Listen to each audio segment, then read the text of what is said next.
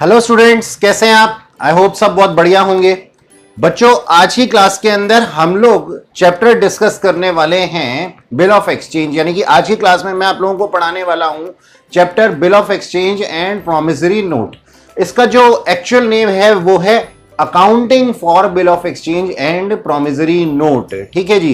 तो हम लोग आज जो पढ़ेंगे उसको पढ़ने से पहले मैं आप लोगों को कुछ एग्जाम्पल देना चाहता हूं। जैसा कि मान लीजिए कि हमारा जो बिजनेस है वो क्रेडिट पे चलता है, तो क्रेडिट पे चलने वाले हर बिजनेस के अंदर जो पेमेंट होती है वो थोड़े टाइम बाद आती है। हमेशा इसी तरीके से देखा जाता है कि एक बिजनेसमैन जिससे सामान खरीदता है वो उसे पेमेंट कुछ समय बाद करता है, यानी कि क्रेडिट पे उससे परचेज करता है, और जिनको वो बेचता है वो भी उसे पेमेंट कुछ दिनों बाद ही देते हैं। तो बच्चों, इसी वजह से इस चैप्टर की वजह क्या है? इस चैप्टर की वजह यही है कि हम जो क्रेडिट पे सेल और परचेज करते हैं उसके लिए हम लोग बिल ऑफ एक्सचेंजेस और प्रॉमिसरी नोट का यूज करते हैं। तो चलिए बच्चों, समझते हैं, शुरू करते हैं आज की क्लास। देखिएगा, मान लीजिए कि एक मिस्टर एक्स है, ठीक है, और एक है mister Y. Okay, mister X ने मिस्टर वाई से सामान खरीदा। मिस्टर एक्स ने मिस्टर वाई से कुछ सामान खरीदा, या फिर हम यूं कहें कि मिस्टर एक्स ने मिस्टर वाई को कुछ सामान बेचा। हाँ, ये ठीक है। तो मैं एरो इधर की तरफ मोड़ देता हूं, ठीक है जी। तो सोल्ड गुड्स वर्थ रुपीज 20,000, 20,000 रुपए का सामान जो था मिस्टर एक्स ने मिस्टर वाई को बेच दिया। तो यहां पे मिस्टर एक्स कौन है और मिस्टर वाई कौन है? मिस्टर एक्स हैं सेलर और मिस्टर वाई जो है वो है बायर। अच्छा, अब आगे की प्रोसेस सुनिए। मिस्टर वाई के पास में अभी पैसे नहीं थे। मिस्टर वाई ने क्या कहा? मिस्टर वाई ने एक रिटन डॉक्यूमेंट इनको लिख करके दे दिया। मिस्टर वाई ने क्या किया? एक रिटन डॉक्यूमेंट इनको लिख करके दे दिया और बोला कि अभी तो मुझ पर मेरे पास पैसे नहीं है, मैं आपको 3 महीने बाद इसकी पेमेंट करूंगा। तो हम यहां क्या लिख देते हैं? प्रॉमिस टू पे आफ्टर 3 months। ठीक है जी। तो यहां हुआ क्या? ये क्रेडिट पे सेल किया गया था। मिस्टर एक्स ने मिस्टर वाई को जो सेल की थी गुड्स, वो क्रेडिट पे की थी, क्योंकि पेमेंट तो 3 महीने बाद आने वाली है। लेकिन अब इस चीज का विश्वास मिस्टर एक्स किस तरीके से कर पाते? तो मिस्टर एक्स ने ये बोला, मिस्टर एक्स ने मिस्टर वाई को बोला कि ये आपने जो प्रॉमिस किया है, इस प्रॉमिस को जरा आप रिटन एविडेंस पे लिख करके दे दीजिए ताकि मैं आप पे अच्छे तरीके से भरोसा कर सकूं। तो भाई हुआ क्या? एक रिटन डॉक्यूमेंट लिखा गया इस तरीके से। यहां क्या लिखा गया? यहां लिखा गया कि मिस्टर एक्स ने मिस्टर वाई को 20,000 रुपए का सामान एक डेट पे बेचा है। मान लीजिए वो डेट है 24 मई। ठीक है जी, 24 मई। 24 मई को मिस्टर एक्स ने मिस्टर वाई को कोई सामान बेचा है। 3 महीने बाद जो है वो मिस्टर वाई मिस्टर एक्स को कुछ पैसे देने वाले हैं। इस चीज को लिखा हमने एक एविडेंस के तौर पे एक कागज के टुकड़े पे, और यहां पे साइन कर दिए दोनों ने ही। ये मिस्टर एक्स ने और मिस्टर वाई ने दोनों ने साइन कर दिए। लेकिन आप क्या समझते हैं कि अगर इस रिटर्न डॉक्यूमेंट के ऊपर कोई भी किसी भी तरीके का डिस्प्यूट हो जाता है तो क्या उसको चैलेंज किया जा सकता है? नहीं किया जा सकता था।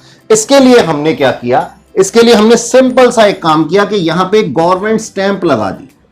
यहां क्या लगा दी? Government stamp.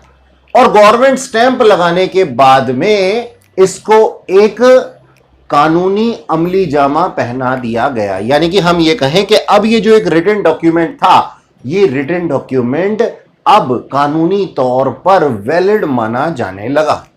ठीक है जी। तो खैर, इस रिटन डॉक्यूमेंट को ही हम क्या कहते हैं, इस रिटन डॉक्यूमेंट को ही हम कहते हैं क्या, बिल ऑफ एक्सचेंज।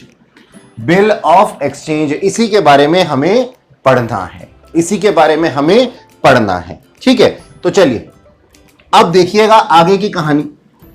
आगे की कहानी क्या हुआ, यहां पे हमारे पास में एक बिल ऑफ एक्सचेंज तैयार हो गया। अब ड्यू डेट पे मिस्टर एक्स जाएंगे मिस्टर वाई के पास, मिस्टर एक्स जाएंगे मिस्टर वाई के पास और मिस्टर वाई इनको पेमेंट दे देंगे और वो जो रिटन डॉक्यूमेंट था उसको फाड़ करके कचरे के डिब्बे में फेंक देंगे, क्योंकि आज के बाद में वो वैलिड नहीं रहेगा। ये सब कुछ होगा कब, 3 महीने बाद, आफ्टर 3 months। अच्छा जी, अब इस पूरी प्रोसेस के अंदर हमें यह देखना है कि बिल ऑफ एक्सचेंज की हमारी डेफिनेशन क्या है। बिल ऑफ एक्सचेंज की हमारी डेफिनेशन क्या है, जो कि हमसे कभी कभी एग्जाम्स में पूछी भी जाती है। तो बच्चों आओ, इस चीज को जो हमने अभी एक स्टोरी छोटी सी सुनी, इसको हम प्रॉपरली लिखते हैं कि बिल ऑफ एक्सचेंज की हमारी डेफिनेशन क्या है।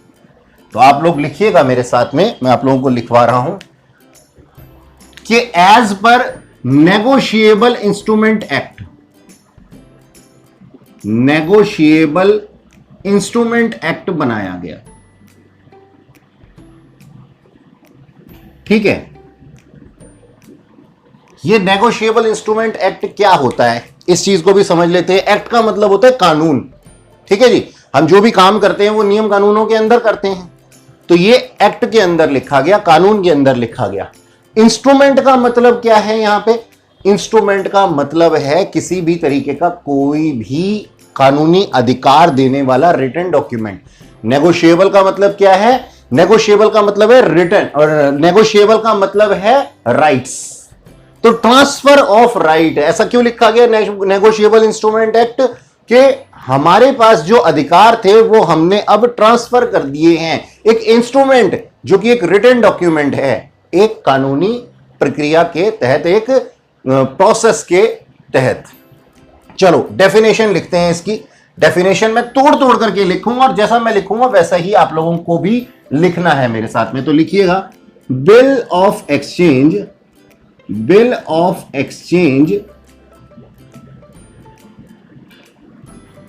is an instrument, is an instrument। क्या है ये एक इंस्ट्रूमेंट है जो कि, अब अगली लाइन से तोड़ना शुरू करते हैं इसको, इन राइटिंग, यानी कि ये लिखित में होना चाहिए। मैंने अभी क्या बोला था, लिखित में होना चाहिए। ठीक है जी, अगर हमने किसी को वर्बली बोल दिया है तो इसका कोई एविडेंस के तौर पे इसको यूज नहीं किया जा सकता, इसको हम बिल ऑफ एक्सचेंज नहीं कह सकते। तो क्या है ये, इन writing, containing unconditional order, unconditional order, यानी कि इसके अंदर कोई कंडीशन नहीं होनी चाहिए, इसके अंदर कोई कंडीशन नहीं होनी चाहिए। मतलब ये नहीं हो कि मिस्टर वाई मिस्टर एक्स को पैसा देंगे लेकिन किसी शर्त के बाद। तो यहां पे मैंने क्या लिखा, कंटेनिंग अनकंडीशनल ऑर्डर। ये एक अनकंडीशनल ऑर्डर है। ठीक है जी, ऑर्डर किसने दिया है, ऑर्डर दिया मिस्टर एक्स ने, और पे करना है किसको, पे करना है मिस्टर वाई को, बायर को। ठीक है, आगे चलते हैं। Signed by maker. ठीक है जी, साइन बाय मेकर, यानी कि बनाने वाले के द्वारा ये क्या किया जाता है, साइन किया जाता है। डायरेक्टिंग, आगे देखिएगा मेरे साथ में, directing a certain person to pay a certain sum of money, sum of money, यानी कि साइन किया जाता है बनाने वाले के द्वारा और उसके बाद में डायरेक्शन दी जाती है किसको, एक सर्टेन पर्सन को। ये सर्टेन पर्सन कौन हो सकता है, ये सर्टेन पर्सन हमारा बायर हो सकता है। ठीक है जी, certain person to pay a certain amount of money, यानी कि उसके अंदर लिखा जाना चाहिए कि किसके द्वारा पेमेंट की जाएगी और कितनी पेमेंट की जाएगी। अगर यह बात स्पेसिफाई नहीं है इस नेगोशिएबल इंस्ट्रूमेंट के अंदर, जिसका की नाम बिल ऑफ एक्सचेंज है, तो बच्चों यह नेगोशिएबल इंस्ट्रूमेंट बिल्कुल भी वैलिड नहीं है। ठीक है, आगे देखिएगा, आगे लिखिएगा ओनली टू, अब certain money certain sum of money के आगे लिखना है हमने किसको पे करना है, ओनली टू और to the order of a certain person. ठीक है जी, और to the bearer of the instrument. ठीक है, आइए इस चीज को समझते हैं जो अब लिखा गया। यहां तक तो किसी को कोई दिक्कत नहीं होगी कि डायरेक्शन दी गई थी, उसके बाद क्या लिखा गया, ओनली टू और to the order of a certain person or to the bearer of the instrument. यानी कि अब इस चीज को जरा ध्यान से सुनिएगा। मिस्टर एक्स ने क्या बोला, हमने क्या कहा था अभी थोड़ी देर पहले समझा था हमने कि मिस्टर एक्स हमारे एक सेलर थे और मिस्टर वाई बायर थे। तो मिस्टर एक्स क्या कर सकते हैं, खुद भी पेमेंट ले सकते हैं और अगर चाहें तो किसी और को भी पेमेंट दिलवा सकते हैं। यानी कि मिस्टर एक्स अगर चाहें तो क्या कह सकते हैं मिस्टर वाई को कि भाई आप इस इंस्ट्रूमेंट के अंदर या तो मुझे पेमेंट कर देना या फिर मेरे बिहाफ पे मैंने किसी और को पैसे देने, मैंने अगर किसी और को पैसे देने हैं तो आप उसको पैसे दे देना। तो यहां पे मैंने क्या लिखा है, ओनली टू और to the order of certain person. यहां सर्टेन पर्सन कौन हो सकते हैं, मिस्टर एक्स हो सकते हैं, और to the bearer of instrument. Bearer का मतलब क्या है, जो पर्सन उस इंस्ट्रूमेंट को, उस नेगोशिएबल इंस्ट्रूमेंट को यानी कि बिल ऑफ एक्सचेंज को होल्ड करता है ड्यू डेट पे, उसको पैसा दे देना। तो यहां से यहां तक ये हमारी एक डेफिनेशन है जिसको कि हमने तोड़ तोड़ करके पढ़ा है। तोड़ तोड़ के में पहले हमारे पास में ये सारे के सारे इसके फीचर की तरह से भी आप याद कर सकते हैं। अगर कोई आपसे पूछता है कि नेगोशिएबल इंस्ट्रूमेंट के अंदर हमारे बिल ऑफ एक्सचेंज के फीचर्स क्या हैं, तो आप उसको ये सब बता सकते हैं कि सर ये राइटिंग में होता है, ये एक अनकंडीशनल ऑर्डर होता है, ये साइन किया हुआ जरूर होना चाहिए, इसके अंदर डायरेक्शन दी जानी चाहिए एक सर्टेन पर्सन की एक सर्टेन अमाउंट के लिए, और ये दिया जा सकता है किसी भी पर्सन को जिसने कि इसको लिखा है या फिर किसी दूसरे पर्सन को जो कि इसको होल्ड करता है ड्यू डेट पे। बेयर करने का मतलब क्या, होल्ड करने वाला। ठीक है जी, अच्छा ये था हमारे पास में नेगोशिएबल इंस्ट्रूमेंट एक्ट के अंदर बिल ऑफ एक्सचेंज की एक डेफिनेशन। आई होप आप लोगों ने इसको अच्छे से कॉपी कर लिया होगा। चलो अब इसको यहां से रब कर देते हैं। अब देखो एक चीज आपसे और पूछी जाती है, एक चीज आपसे और पूछी जाती है, और वो क्या चीज है, आओ देखें। ऐसा है आपसे कभी कभी पूछा जाता है कि बिल ऑफ एक्सचेंज के अंदर कौन कौन सी पार्टीज होती है, कौन कौन सी पार्टीज इन्वॉल्व होती हैं। ठीक है, तो ये पार्टीज कुछ इस तरीके से होती हैं। नंबर 1 पार्टी ड्रॉअर, ठीक है जी। अब ये ड्रॉअर कौन है, ये ड्रॉअर कौन होता है भाई, ड्रॉअर वो होता है जो किसी भी तरीके से इस बिल ऑफ एक्सचेंज को लिखता है, जो इस बिल ऑफ एक्सचेंज को लिखता है। मैं फोन को साइलेंट कर देता हूं, ठीक है। अच्छा जी, जैसे मैंने आपको अभी बताया था कि एक्स थे और मिस्टर वाई थे, एक एक्स थे और एक मिस्टर वाई थे। तो मिस्टर एक्स ने इस नेगोशिएबल इंस्ट्रूमेंट को बनाया, इस नेगोशिएबल इंस्ट्रूमेंट को बनाया, ड्रॉ किया। तो ये कौन है, ये है ड्रॉअर। ये कौन है, ड्रॉअर। मिस्टर एक्स कौन है, ड्रॉअर। तो a person who makes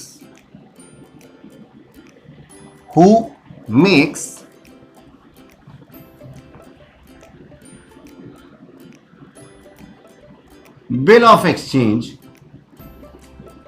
is known as drawer. अच्छा जी, दूसरी पार्टी होती है ड्रॉई। कौन होती है? ड्रॉई। अब ये कौन है? ये मिस्टर वाई है, जिनके के ऊपर ये रिटन डॉक्यूमेंट बनाया गया है, जिनके के ऊपर ये रिटन डॉक्यूमेंट बनाया गया है। तो a person on whom the bill is drawn is known as drawing। ठीक है जी। ये कौन होते हैं? ये वो होते हैं जनरली जिनको की पेमेंट करनी होती है। Third party. सर अभी तो हमारे पास सिर्फ मिस्टर एक्स और मिस्टर वाई थे, ये थर्ड कहां से आ गए पर्सन? देखो समझो, अभी समझ में आ जाएगा। पेई। ये पेई कौन होते हैं? ये पेई होते हैं, जैसे मैंने अभी थोड़ी देर पहले बताया था ना आपको कि भाई मैंने एक बिल, मैं मिस्टर एक्स हूं, मैंने एक बिल लिखा मिस्टर वाई के ऊपर, मिस्टर वाई मुझे पेमेंट करेंगे, वो ड्रॉई है, मैं ड्रॉअर हूं, लेकिन ड्यू डेट पे मुझे पेमेंट मिलेगी, या फिर मेरे बिहाफ पे कोई और पर्सन पेमेंट रिसीव करेगा।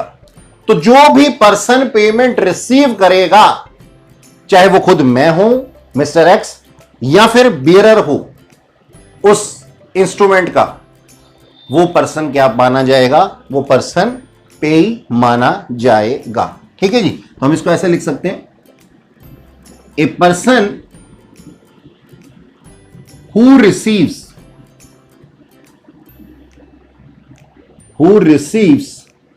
Payment on due date is known as payee. ठीक है जी। वो कौन है? वो पेई है। तो ये हमारी तीन पार्टीज होती हैं जो कि बिल ऑफ एक्सचेंज के अंदर इन्वॉल्व होती हैं। आप अच्छे से इसको कॉपी कर लीजिए बच्चों। बिल ऑफ एक्सचेंज के बाद में अब हम समझेंगे what is promissory note. Promissory note क्या होता है? तो आइए इसके लिए भी हम एक एग्जांपल लेते हैं। ठीक उसी तरीके से है ये भी। मान लीजिए एक मिस्टर एक्स हैं, नहीं मिस्टर ए हैं, ठीक है, और एक है मिस्टर बी।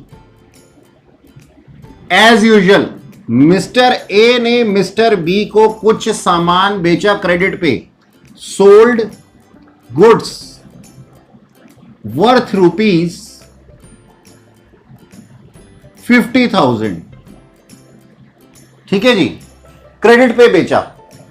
मिस्टर बी ने एज यूजुअली प्रॉमिस कर दिया, प्रॉमिस टू पे द मनी आफ्टर 3 months, 3 महीने के बाद। अरे सर ये तो बिल्कुल ही बिल ऑफ एक्सचेंज जैसा लग रहा है। हां जी, लेकिन इसमें फर्क क्या होता है? बहुत छोटा सा एक फर्क है। देखो ये जो नेगोशिएबल इंस्ट्रूमेंट बनाया जाता था, बिल ऑफ एक्सचेंज जिसका नाम था, वो बनाया जाता था किसके द्वारा? मिस्टर ए के द्वारा। लेकिन जो प्रोमिसरी नोट बनाया जा रहा है, इसको हम क्या पढ़ रहे हैं? अब क्या पढ़ रहे हैं? Promissory note. ठीक है जी। ये जो प्रोमिसरी नोट बनाया जा रहा है, ये प्रोमिसरी नोट बनाया जा रहा है मिस्टर बी के द्वारा।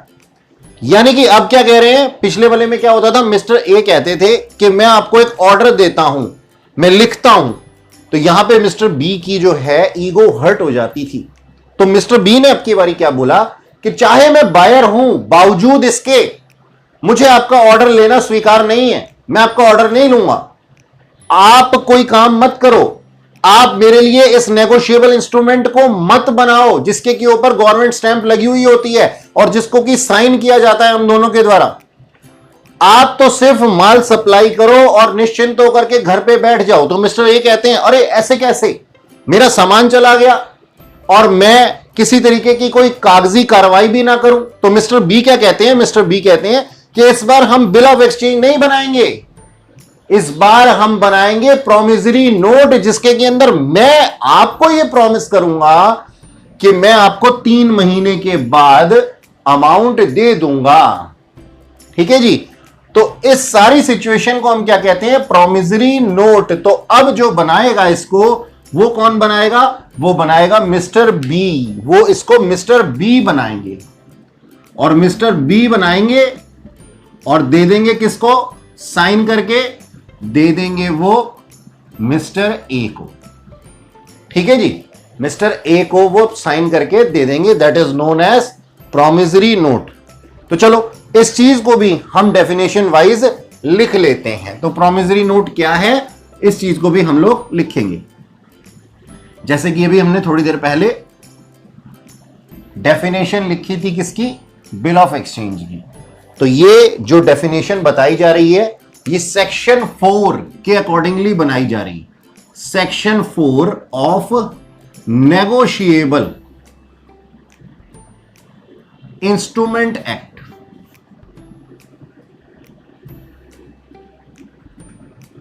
ओके, तो as per section 4 of negotiable instrument act, promissory note, promissory note is defined as, अब डिफाइन किया गया किसके द्वारा, किसकी तरीके से?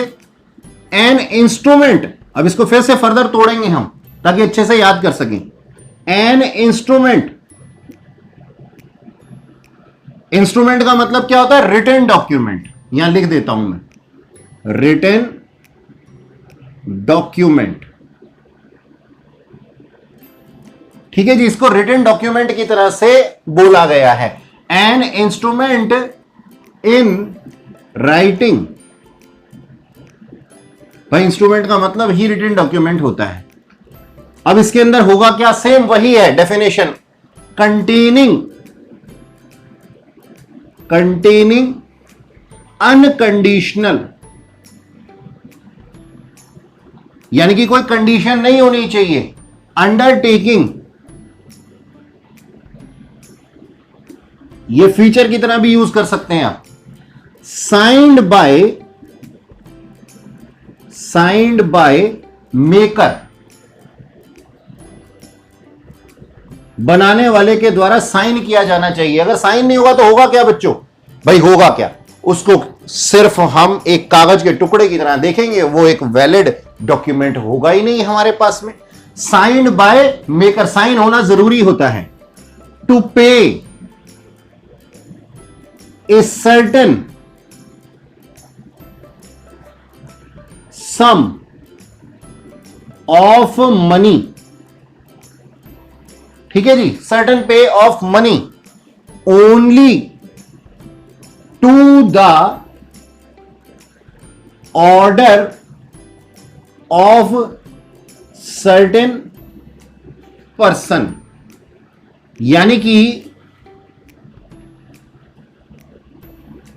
कि मान लो मिस्टर बी ने मिस्टर ए को एक प्रोमिसरी नोट बना करके दे दिया, और ड्यू डेट पे मिस्टर ए आए ही नहीं पैसे लेने के लिए, यानी कि मिस्टर ए ने ऑर्डर दिया ही नहीं मिस्टर बी को पैसे देने के लिए, वो बिल दिखा करके।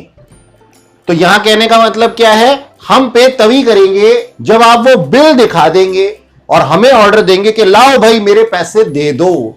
और ऐसा काम इसको दिखा करके पैसे लेने का बिल ऑफ एक्सचेंज के अंदर ना केवल मिस्टर ए खुद करते थे, बल्कि वो अपने बिहाफ पे किसी और को भी दे देते थे। यानी कि हो सकता है कि मिस्टर ए खुद पेमेंट रिसीव करे, या फिर हो सकता है कि मिस्टर ए किसी और को उस प्रोमिसरी नोट या फिर बिल ऑफ एक्सचेंज को देकर के पेमेंट रिसीव करवा लें, या फिर खुद अपने बिहाफ पे किसी और को करवा दें। तो उसको भी हमें यहां पे कोट करना है। आगे लिखिएगा, और टू द बियरर। बियरर मतलब क्या? जो होल्ड करता है, ऑफ द इंस्ट्रूमेंट। ठीक है जी। तो आइए एक बार फिर से देख लेते हैं section 4 of negotiable instrument act क्या कहता है? Section 4 of negotiable instrument act के अंदर promissory note is defined as an instrument in writing containing and unconditional undertaking, यानी कि एक अनकंडीशनल अंडरटेकिंग है, कोई कंडीशन नहीं होनी चाहिए इसके अंदर, जैसे कि बिल ऑफ एक्सचेंज में भी नहीं होती थी। साइंड बाय द मेकर, यहां मेकर कौन है? यहां मेकर है जो बायर था, ठीक है जी, जिस उसने इसको बनाया है प्रॉमिसरी नोट। तो प्रॉमिसरी नोट और बिल ऑफ एक्सचेंज के अंदर फर्क क्या है? बिल ऑफ एक्सचेंज बना करके आगे सेंड किया जाता है बायर को, और ये बायर के द्वारा ही बनाया जाता है। प्रॉमिसरी नोट बायर के द्वारा ही बनाया जाता है। Signed by the maker to pay, किस चीज के ऊपर साइन किया उन्होंने? To pay a certain sum of money only to the order of a certain person, यानी कि एक सर्टेन पर्सन जब उसका ऑर्डर देगा कि लाओ जी अब मुझे पैसा दे दो और अपना ये सामान प्रॉमिसरी नोट जिसका नाम है उसको ले लो, तो ये पेमेंट की जाएगी, इस चीज का ऑर्डर ड्यू डेट पे दिया जाएगा, ठीक है। अच्छा, या फिर इसका ऑर्डर कौन दे सकता है? Bearer of instrument. Bearer of instrument का मतलब क्या है? जो इसको होल्ड करता है वो, ठीक है जी। अच्छा बच्चों, बिल ऑफ एक्सचेंज और प्रॉमिसरी नोट को समझने के बाद, उनकी डेफिनेशन को पढ़ने के बाद, उनके फीचर्स को समझने के बाद में अब हम बात करेंगे ड्यू डेट या फिर डेट ऑफ मैच्योरिटी की। ये डेट ऑफ मैच्योरिटी या ड्यू डेट वही होती है जिसपे कंपल्शन होती है ड्रॉई को पेमेंट करने की। तो क्या है ये ड्यू डेट? आइए समझते हैं। देखो बच्चों, होता कुछ इस तरीके से है कि जब भी मिस्टर एक्स यानी कि सेलर, मैंने अभी बताया था कि मिस्टर एक्स एक सेलर हैं, उन्होंने कुछ चीज सेल की, sold goods to mister Y, और मिस्टर वाई ने 3 महीने बाद, after 3 months, he promised to pay money, promise to pay money after 3 months। तो अब जरा इस 3 महीने का मतलब हमें समझना है। ये जो 3 महीने बाद की डेट आएगी ना, ये 3 महीने की बाद की जो डेट है यही ड्यू डेट है, और इसी बारे में हमें अभी बात करनी है, ठीक है। मान लीजिए जब सामान बेचा गया था उस दिन पे डेट थी 1 जनवरी 2020। 3 महीने बाद डेट क्या आएगी? आप इसको काउंट कर सकते हैं इस तरीके से, देखिएगा। जनवरी का महीना पूरा का पूरा, फरवरी का महीना पूरा का पूरा, मार्च का महीना पूरा का पूरा, है ना, मार्च का महीना पूरा का पूरा। तो इसका मतलब क्या हुआ कि मार्च के महीने पे हमारी ड्यू डेट आएगी। लेकिन इसके साथ में हमारे पास में क्या है, तो मैं यहां पे लिख देता हूं मार्च 31, यानी कि 31 मार्च को मेरी ड्यू डेट होगी, ऐसा हम मान लेते हैं। तो हमें क्या करना है, एडिशनली इसके साथ में ना 3 ग्रेस डेज और ऐड कर देने हैं। ये हमारा रूल है, ठीक है जी। 3 ग्रेस डेज, 3 और दिन। मतलब मान लो कि मिस्टर वाई भूले बैठे थे कि मिस्टर एक्स को उन्हें पैसे देने हैं, तो 31 मार्च को मिस्टर एक्स ने याद दिलाया फोन करके, तो मिस्टर वाई जो थे वो घबरा गए कि अरे मेरे पास तो पैसा ही नहीं है। तो यहां पे मिस्टर एक्स ने मिस्टर वाई को बताया कि अभी आपको घबराने की जरूरत नहीं, अभी तो मेरा सिर्फ फोन आया है, मैं आपसे पर्सनली जो मीटिंग करूंगा आज से 3 दिन बाद करूंगा, क्योंकि रूल्स लॉ आपको कहते हैं कि आपको 3 ग्रेस डेज और मिल जाएंगे। क्यों? क्योंकि ये एक टाइम इंस्ट्रूमेंट था, ये एक टाइम इंस्ट्रूमेंट था, ठीक है जी। तो हम क्या कहते हैं, 3 ग्रेस डेज, इसी को हम इसके अंदर ऐड कर देंगे। तो 3 ग्रेस डेज ऐड होने के बाद में ये डेट क्या बन जाएगी? ये डेट बन जाएगी हमारे पास में 1 अप्रैल। देखिएगा 1 अप्रैल प्लस हम करेंगे 2 अप्रैल, ये दूसरा दिन, और प्लस हम करेंगे 3 अप्रैल, ये तीसरा दिन। तो हमें जो पेमेंट करनी पड़ेगी वो पेमेंट करनी पड़ेगी 4 अप्रैल को। ये फाइनल डे हो जाएगा, ये इसका फाइनल डे हो जाएगा इस पे हमें क्या करनी पड़ेगी, पेमेंट करनी पड़ेगी। किसे पेमेंट करनी पड़ेगी, मिस्टर वाई को पेमेंट करनी पड़ेगी। मिस्टर वाई पेमेंट करेंगे मिस्टर एक्स को, मिस्टर वाई पेमेंट करेंगे मिस्टर एक्स को। कब, 4 अप्रैल को, 3 ग्रेस डेज जोड़ने के बाद।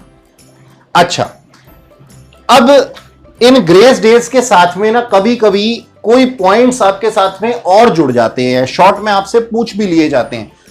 मेरे ख्याल है आप लोगों ने इसको नोट कर लिया होगा, अगर नहीं किया होगा तो वीडियो पॉज करके भी आप इसको नोट कर सकते हैं। मैं इसको यहां से रब कर रहा हूं। देखना बच्चों, ग्रेस डेज की कहानी को आगे बढ़ाते हुए हम मान लेते हैं कि कहानी के अंदर थोड़ा सा और ट्विस्ट डाल देते हैं। तो वो ट्विस्ट क्या है, वो ट्विस्ट कुछ उस तरीके से है, मान लीजिए हमारे पास में कोई नेशनल हॉलिडे आ गई, नेशनल हॉलिडे। जब हमारी ड्यू डेट थी ना, उस डेट पे हमारी नेशनल हॉलिडे आ गई। जैसे मान लीजिए हमारी जो ड्यू डेट थी, हमारी जो फाइनल पेमेंट डेट थी, हमारी जो ड्यू डेट थी वो पड़ गई 2 अक्टूबर को, 2 अक्टूबर को नेशनल हॉलिडे रहता है, महात्मा गांधी का जन्मदिन। ठीक है जी, तो हम क्या कहते हैं, 2 अक्टूबर को हमारी ड्यू डेट थी।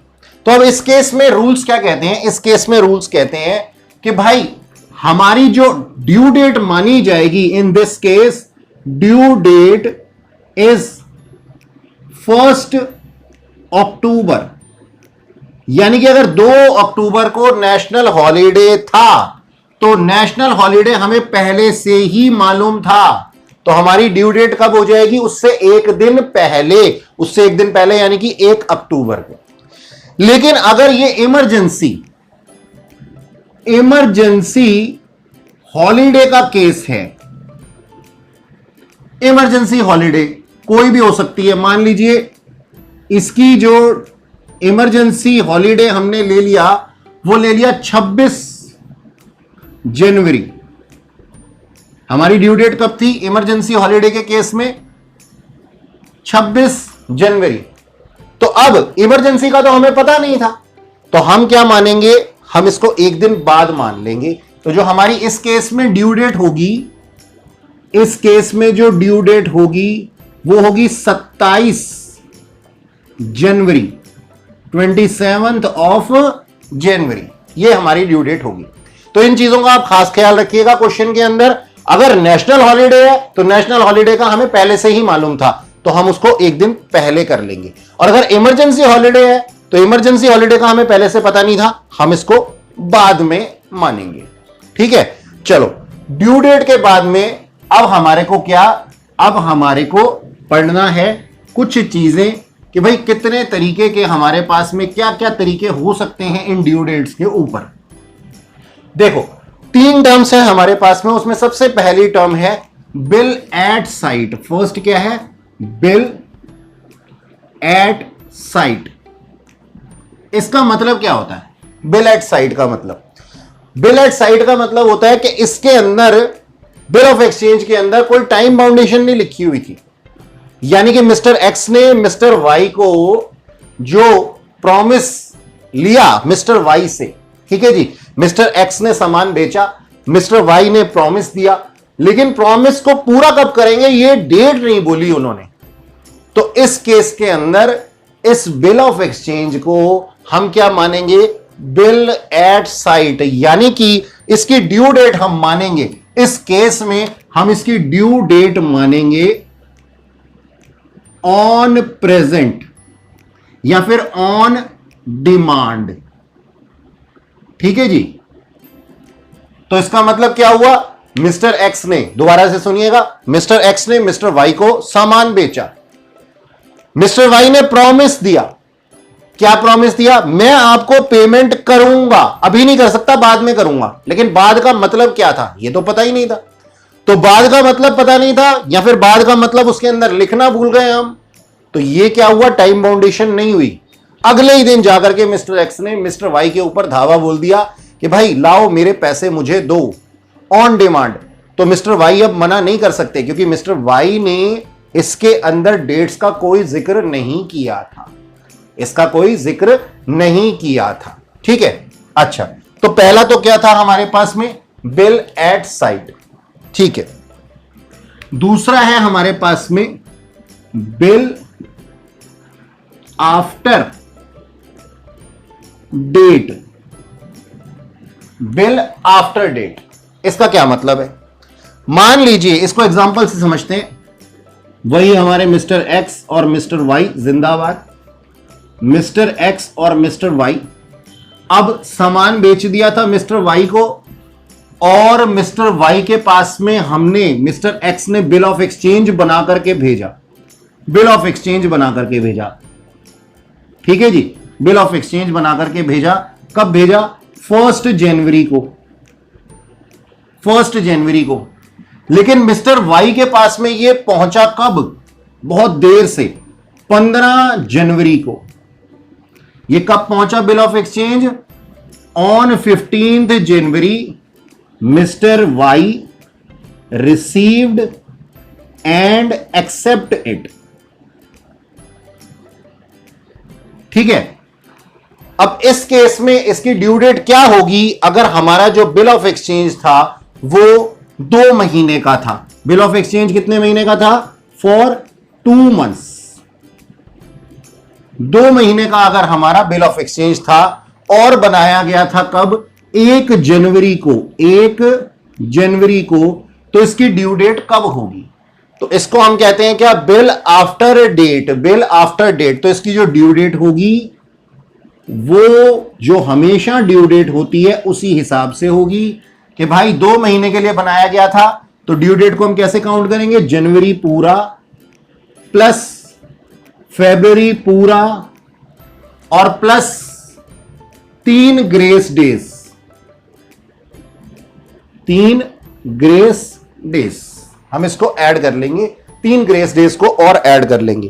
तो जनवरी, फरवरी क्या पूरा का पूरा, ठीक है, और मार्च 4 को, 4th ऑफ मार्च को इसकी क्या होगी? ड्यू डेट होगी। ये फाइनल डेट होगी, due date 4th of March. ठीक है जी, तो यहां पे हमने पहला क्या देखा? Bill at sight. और ये क्या है? Bill after date. Bill after date के अंदर हमारी ड्यू डेट क्या होगी? कोई फर्क नहीं पड़ता कि आपने इसको कब एक्सेप्ट किया, हमारा टाइम पीरियड वहीं से शुरू हो जाएगा जब इस बिल ऑफ एक्सचेंज को मिस्टर एक्स ने बनाया था। तो इसको क्या कहते हैं? Bill after date. Bill after date. अब एक तीसरा पॉइंट और है, मैं बिल एट साइट को हटा देता हूं और यहां पे लिख देता हूं 3rd, और ये क्या है? Bill after site. डेट की जगह साइट। आओ अब इसको समझते हैं। जैसा हमारे पास में लिखा हुआ है, मिस्टर एक्स ने 1 जनवरी को एक बिल ऑफ एक्सचेंज बनाया, मिस्टर वाई को दिया। मिस्टर वाई को यह बिल ऑफ एक्सचेंज दिया गया था 2 महीने के लिए, यानी कि 2 महीने बाद मिस्टर वाई को मिस्टर एक्स को पेमेंट करनी थी। मिस्टर वाई मिस्टर एक्स को पेमेंट करेंगे। मिस्टर वाई ने इसे रिसीव किया 15 जनवरी को, 15 जनवरी को, और उसको एक्सेप्ट किया 15 जनवरी को ही। इस केस में हमारी ड्यू डेट क्या है? इस केस में हमारी ड्यू डेट होगी, हमारा टाइम शुरू होगा कब से? 15 जनवरी से। हमारा टाइम पीरियड शुरू होगा कब से? 15 जनवरी से। ओके, तो 15 जनवरी से 15 मार्च, 15 मार्च और plus 3 grace days, 3 grace days, 3 grace days और ऐड कर दिए जाएंगे। तो यहां पे जो हमारी फाइनल डेट आएगी वो आएगी 18 मार्च। क्या आएगी? 18 मार्च। यानी कि दूसरे और तीसरे के अंदर क्या डिफरेंस है भाई? पहले वाले के अंदर मतलब कि बिल आफ्टर डेट के अंदर मिस्टर वाई की एक्सेप्टेंस की कोई रेलेवेंस नहीं थी कि उन्होंने कब एक्सेप्टेंस दी। लेकिन जब ये बिल आफ्टर साइट है, आफ्टर साइट मतलब साइट का मतलब देखना, हमने उसको देखा, परखा और उसके बाद में उसके अंदर एक्सेप्टेंस दी है। तो यहां पे क्या चल रहा है जी? यहां अगर ये बिल आफ्टर साइट है तो हमारी ड्यू डेट आएगी कब? जब हम उसको एक्सेप्टेंस दे देंगे। मिस्टर वाई की एक्सेप्टेंस के बाद ही इसकी ड्यू डेट शुरू हो जाएगी। मतलब टाइम पीरियड कहां से शुरू होगा, इसके मिस्टर वाई के देखने के बाद। तो अगर 2 महीने का बिल ऑफ एक्सचेंज था तो 2 महीने बाद क्या डेट आती है, 15 मार्च, और 3 ग्रेस डेज और डल जाने के बाद में ये डेट हो जाती है क्या, 18 मार्च। ठीक है जी, ओके। तो ये इस तरीके से हम ग्रेस डेज जो हैं वो काउंट करते हैं।